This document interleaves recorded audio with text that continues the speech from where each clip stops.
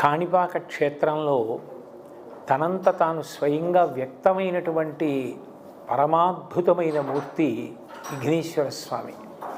ఇక్కడ విశేషం ఏమిటంటే ఒక బావిలో స్వామివారు ఆవిర్భవించడం. ముత్తుస్వామి దీక్షితారు వారు విఘ్నేశ్వర తత్వం మీద కీర్తన చేస్తూ మూలాధార క్షేత్రస్థితం అంటారు. మూలాధార చక్రమునందు విఘ్నేశ్వరుడు అధివసించి ఉంటాడు. మూలాధార చక్రం బాగా కిందకి ఉంటుంది అన్ని చక్రాల్లోకి.